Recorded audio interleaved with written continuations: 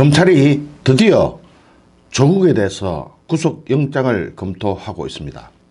이게 우리가 여지껏 많이 들어왔던 그런 건으로 구속영장을 검토하는 게 아닙니다. 청와대 함양수사 건으로 구속영장을 검토하는 겁니다. 그동안 조국의 딸 조민 이런 부정입학, 이거는 지금 정경심이 다 책임을 지는 걸로 저희끼리 말을 맞췄는지 어쨌는지 이걸로는 구속영장을 청구를 안 했어요, 지금까지.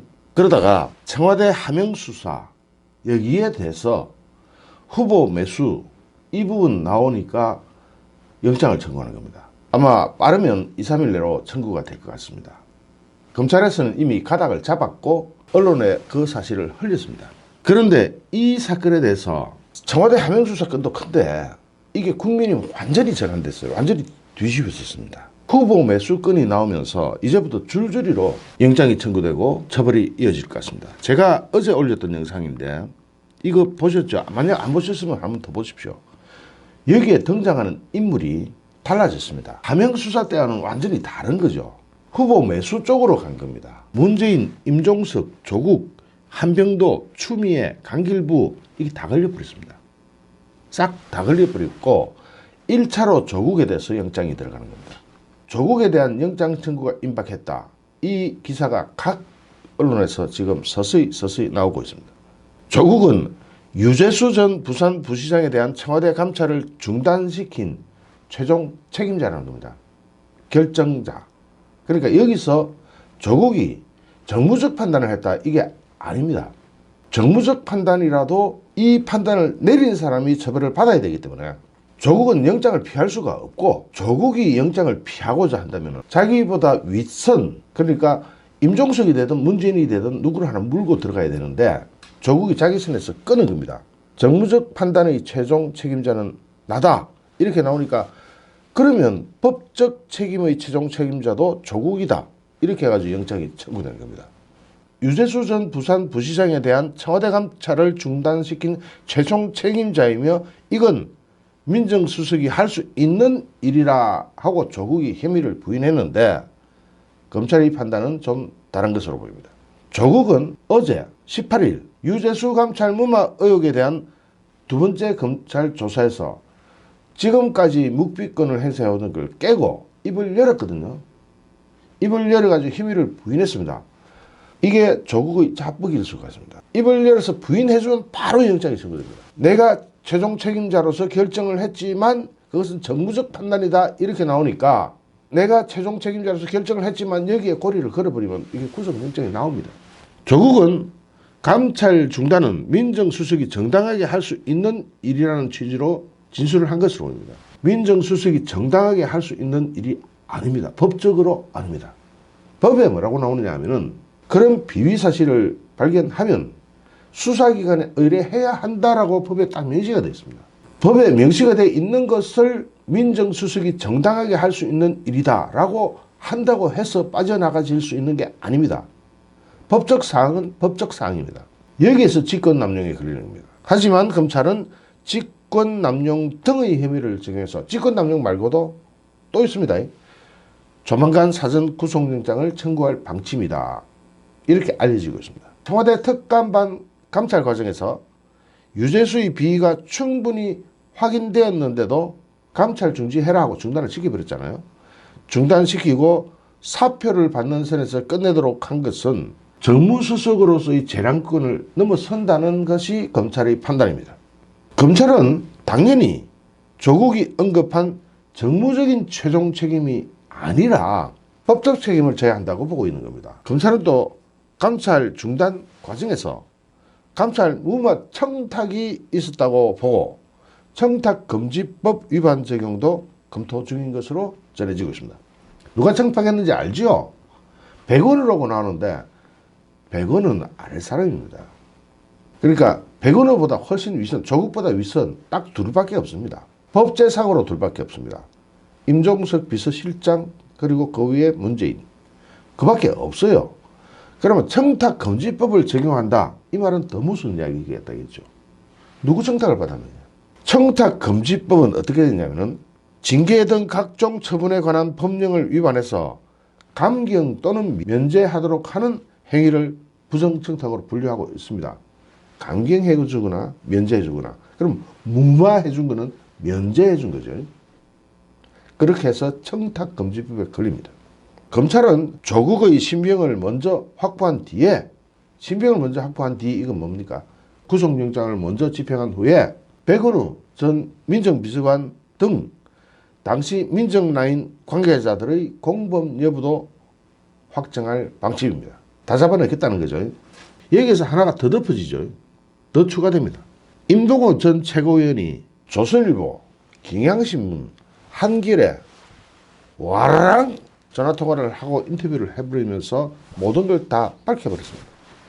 2017년 11월쯤 청와대 민정수석실과 정무수석실에서 민정수석실 요거는 조국이고 정무수석실 이건 한병도 정무수석입니다. 정무수석실에서 나에게 일본 오사카 총영사와 공사 사장 자리를 이야기를 했다. 여기에서 이제 실마리가 또 나오는데요. 임동호의 전이 각 언론사 인터뷰를 통해서 한 군데가 아니고 여러 군데 다수를 인터뷰를 통해서 전이 쫙 일관되고 있어요. 그리고 이게 송병기 일지와도 부합됩니다. 완전히 일치합니다. 거기에는 이렇게 적혀 있는 것도 있습니다. B씨를 움직일 카드가 있다고 조국 수석이 이야기함. 이렇게 적혀 있거든요. 여기 또 조국이 걸려듭니다. 조국이 이 영장에서 빠져나가기 참 어려울 겁니다. 그렇다면 조국의 진술을 한번 봐야 될 텐데 지금 어디에 걸려 있습니까? 검찰의 이번 청태부로 딱 막아놔 버렸잖아요. 피의사실 공표죄 걸겠다 해가지고 법무부에서 규정을 새로 만들어가지고 검찰한테 아무 발표도 못하게 만들어놨잖아요. 그런데도 새어 나옵니다. 특히 유재수 전 부산 부시장에 대한 구명 청탁이 있었다는 취지의 발언을 조국이 검찰에서 한 걸로 나왔습니다. 참 용기 있는 사람들 많습니다. 조국은 이 같은 청탁을 전달한 사람, 청탁을 전달한 사람입니다. 잘 보셔야 합니다. 청탁을 한 사람이 아니고 조국은 이 같은 청탁을 전달한 사람으로 백은우를 지목했습니다. 백은우 당시 민정비서관이죠. 그러면 전달했다 그랬죠. 백은우 자신이 좀 잘 봐달라 이런 게 아니고 백은우가 누가 잘 봐달라고 하더라, 감찰을 무마해달라고 하더라 하고 백은우는 전달을 한 겁니다. 그럼 조국보다 위에 사람 말 듣고 전달했겠죠. 아까 제가 두 사람이라고 했는데 한 사람 추가해야 되겠네요. 정수기가 또 있네요. 그러면 조국이 청탁을 받았을 때 눈치를 봐야 될 사람 세 사람입니다. 문재인, 정수기, 임종석. 그런데 임종석은 늘 비서실장으로 언제라도 얼굴 보면 되는 사이인데 직접 청탁하지 백은우를 왜 시키겠습니까? 그렇다면 백은우가 청탁을 전달한 그 청탁자는 문재인하고 정수기 외에는 남아남지를 않습니다. 만약에 다른 사람의 청탁을 전달했다면 또 김경수가 있을 수 있겠네요. 요 정도로 압축됩니다. TV조선하고 채널A 등은 19일 어제 조국이 검찰 조사에서 민정수석실 외부로부터의 민정수석실 바깥으로부터의 유재수 구명운동이 있었고 그래서 검찰은 16일과 18일 조국을 소환 조사했다는 겁니다. 이 보도에 따르면 김경수 경남지사하고 나오죠. 그리고 윤건현 국정기획상황실장 등이 백은우 비서관을 통해서 유재수 구명을 했다고 하는데 저는 이 사람 선에서 끝나는 게 아니라고 봅니다. 방금 말씀드렸듯이 조국이 이 사람들 눈치 볼 사람입니까? 더군다나 조국이 1차 소환조사 16일이죠. 다음날 변호인단을 통해서 다시 한번 확인 발표를 했습니다. 뭐냐? 정무적 최종 책임은 자신에게 있다. 그러면 법적 책임도 따라가야죠. 그래서 영장이 청구되는 겁니다. 특히 검찰은 조국이 밝힌 민정수석실 외부라는 게 윗선의 외압일 가능성을 배제하지 않고 정확한 청탁 경위를 확인 중인 것으로 알려졌습니다. 이거 무슨 뜻입니까? 검찰 역시 조국보다 위다 하고 판단을 하고 있다는 겁니다. 사정당국에 따르면 이건 말이 그렇지 검찰에 따르면 이런 겁니다. 당시 유재수 감찰 중단과 관련해 열린 회의에서 박형철 반부패 비서관은 검찰 수사 의뢰나 고발, 금융위원회나 감사원의 감사, 특별감찰반의 계속감찰 등의 의견을 냈으나 묵살돼 버렸다 그랬죠. 박형철은 이거 의뢰해야 된다. 검찰, 경찰 또는 수사기관에 의뢰해야 된다 하는 의견을 내서나 묵살을 했습니다. 누가? 조국이. 이때 조국과 백운호 전 비서관이 당사자의 감찰 불응을 이유로, 당사자가 감찰에 응하지 않는다는 이유로 그냥 감찰 중단하자 이런 식으로 의견을 낸 것 같습니다. 유재수 전 부산부시장은 그가 재직했던 금융위 유관업체 4곳에서 4,950만 원 상당의 불법 이익을 수수한 혐의로 구속됐습니다. 특감반도 당시 유재수의 비위를 상당 부분 확인을 했지만 여기서 중요한 게 더 큰 게 있습니다. 유재수의 자녀 유학비 출처 등을 추궁받자 추가 감찰을 보이콧 해버린 겁니다. 감찰 받는 사람이 감찰 안 받겠다 해버린 겁니다. 그러면 감찰 안 받겠다, 본인이 안 받겠다면 그냥 덮어주는 겁니까? 법이 그런 겁니까? 본인이 받겠다든 받지 않겠다 하든 계속 조사를 해야죠. 아니면 수사기관에 의뢰를 하면 됩니다. 그게 법적 절차입니다. 법이 그렇습니다. 이 유재수의 자녀 해외 유학비는 공무원 월급으로 좀 힘듭니다. 그래서 검찰은 자녀 유학비 출처를 알아야 되기 때문에 유재수가 구속된 이후로도 해외 자금에 대한 소명은 국제사법공조 절차를 이용해서 계속 캐고 있습니다. 이런 명백한 불법 사실을 확인하고도 법적으로 필요한 조치, 즉 수사 의뢰 같은 거 이런 거죠. 그런 걸 하지 않은 것은 직권 남용 내지 직무유기 책임에서 자유롭지 않다 이거죠. 자, 거기에 추가해서 이것이 또 추가되는 겁니다. 거기에 임동호 전이 추가되는 겁니다. 문재인, 임종석, 조국, 한병도, 추미애, 강길부 다 걸렸습니다. 아까 방금 말씀드린 거기에 이 새로운 사실이 추가되는 겁니다. 완전히 그 이전과는 다른 새로운 국면으로 접어드는 겁니다. 하명수사 여기에 울산 캠핑장의 고래고기가 어쩌고 이것에서 완전히 달라지는 겁니다. 하명수사에 대한 야당 후보 낙선 공작만으로도 정말 심각한 일 아닙니까? 나라가 뒤집어질 일인데 공직을 미끼로 경선 후보를 매수하려 했다는 정언이 임동호가 스스로 나서서 언론에 대고 다 인터뷰를 해버렸습니다. 이걸 어떻게 막습니까? 그래서 청와대는 지금까지도 여기에 대해서는 아무 반응을 하지 못하고 있습니다. 당시 경선 기회조차 갖지 못해 억울해하던 임동호 전 민주당 최고위원이 직접 인터뷰를 통해 밝힌 데다 좌파 성향의 신문들까지 대대적으로 대서특필을 하고 있습니다. 이번 폭로 내용에 추가되는 게 있죠. 당시 조국 민정수석 여기까지만 있는데 추가되는 부분이 한병도 정무수석은 물론 임종석 비서실장 거기다가 VIP라고 하는 문재인까지 싹 이름이 다 나와버립니다. 이미 드러난 것만 해도 국기를 흔들 만한 국기문란 사건인데 문재인 연루 의혹이 정식으로 나왔다 이 말입니다. 여기다가 하명 수사가 아니라 이제는 공직 미끼, 후보 매수 이쪽으로 바뀌는 겁니다. 임동호 전 최고위원은 18일 조선일보와 통화에서 2017년 11월쯤 청와대 민정수석실과 정무수석실이 나에게 일본 오사카 총영사와 공사 사장 자리를 이야기했다고 하고 19일 한겨레 신문과의 인터뷰에서는 경선을 준비하던 지난해 2월 23일 정말 정확하게 날짜까지 딱딱 집어가면서 얘기합니다. 청와대에서 한병도 정무수석을 만났는데 청와대에 가서 만났습니다. 판세 분석 문건을 들여다보며 울산에서는 민주당이 어차피 이기기 어려우니 다른 자리로 가는 게 어떻겠냐. 이건 순전히 송철호를 후보로 만들어주기 위해서 이건 완전히 야로를 부리는 발언이죠. 고배 총영사 등 다른 자리를 권유했다고 밝혔습니다. 그러자 임동호 전 민주당 최고위원이 이걸 거부를 해버렸습니다. 경선 승복을 하더라도 경선은 해야 되지 않겠느냐 하고 거부를 하니까 임종석 비서실장한테서 또 전화가 옵니다. 자, 여기서 임종석이 딱 걸립니다. 임종석이 당시 전화했을 때 미안하다는 취지로 연락을 했다고 합니다. 무엇이 미안했을까요? 무엇이? 송철호를 단수 후보로, 단독 후보로 밀어버렸잖아요. 그러니까 이 사람은 경선의 기회조차 가지지 못하게 됐으니까 미안하겠죠. 그리고 18일 경향신문과하고 또 인터뷰를 했습니다. 수석급 인사가 공사 사장 자리를 주겠다며 계속해서 불출마를 권유했다. 이렇게 인터뷰를 해나고 있는데 어떻게 빠져나갈 겁니까? 그리고 청와대로 가서 세 차례나 만났다. 송철호 후보를 지지 선언을 한 강길부 무소속 국회의원에게도 또 딜을 합니다. 이 딜하면 전부 불법입니다.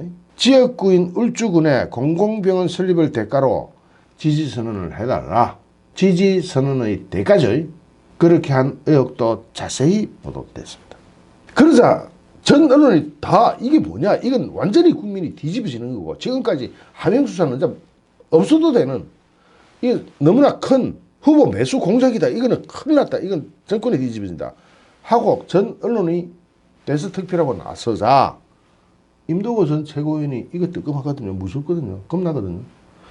그렇게 파문이 일자 18일 반 공식 제안 받은 바는 없다. 공식과 비공식이 문제입니까? 오히려 비공식이 더 문제죠. 공식 제안을 받은 바 없다는 해명문을 냈지만 정은이 일관되고 한두 군데 언론사랑 인터뷰를 했습니까? 거기다가 송병기 울산 부시장의 일지와도 일치해버립니다. 송병기 울산 부시장의 일지가 없었다면 또 달라질 문제인데, 이게 검찰이 확보를 해가지고 압수수색을 통해 가져가 버렸습니다. 공직선거법은 당내 경선 후보 매수죄, 여기에 대해서도 7년 이하의 징역에 처할 중대범죄로 규정하고 있습니다. 박근혜 대통령님은 훨씬 경미한 선거 여론조사 등으로 인연받았습니다. 그러면 여기에 나오는 아까 얘기했죠. 문재인, 임종석, 조국, 한병도, 추미애, 강길부 이런 사람들은 몇 년 때려야 됩니까? 특히 한병도 수석의 제안 이후 청와대 인사담당 비서관이 나왔다 그랬죠. 청와대 인사담당 비서관은 임동호 전 최고위원에게 검토하고 있는데 어디로 가시겠느냐, 가고 싶은 것이 어디가 있는지 알려만 달라. 와, 정말. 여기서 중요한 건요, 청와대 인사담당 비서관이 누군지 아시죠? 청와대 인사담당 수석이 정수기 숙명이고 2년 후배로 완전 꼬문입니다. 그렇다면 여기에 누가 또 개입됐다? 정수기 개입 의혹이 또 튀어나오죠. 당연히 튀어나오는 순수입니다. 특히 가고 싶은 곳이 어디냐 말만 해라, 이건 있을 수 없는 일아닙니까? 그러고 나서 또 한병도 수석이 재차 전화를 합니다. 생각해 봤냐 하고 물어봤다고 합니다. 하지만 임동호 최고위원은 아름다운 경선을 해야 이기든 지든 납득을 할 것인데 여기 와서 접어버리면 뭐가 되겠냐 하면서 거부 의사를 밝혔다고 합니다. 여기서 제안하고 실제로 안 갔다고 해서 제가 경감될까요? 그렇지 않습니다. 공직선거법의 취지가 그렇습니다. 제안만 해도 걸립니다.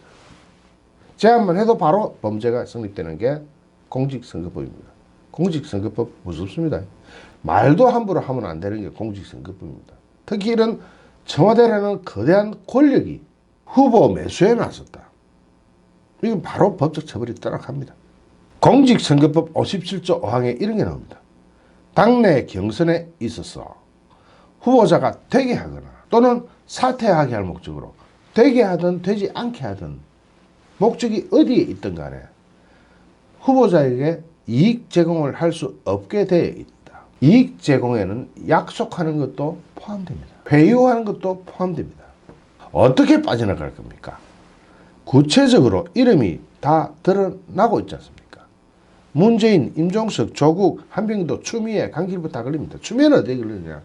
이 당시에 실제로 송철호가 단독 후보로 나갈 수 있었던 최종 결정권자가 그 당시 당대표가 추미애입니다. 이건 또 어떻게 빠져나갈 겁니까? 이렇게 청와대 관련 의혹이 처음에는 하명수사 의혹이었다면 이제는 거기에 더해서 하명수사 플러스 경선 후보 매수 혐의까지 추가됩니다. 거기에서 1호로 조국에 대한 영장이 검토되고 있고 조만간 청구를 한다고 하니까 이제부터 정말 줄줄이 사탕으로 엮여 들어가겠구나 하는 강한 추론이 듭니다. RMB 뉴스 정광용이었습니다. 감사합니다.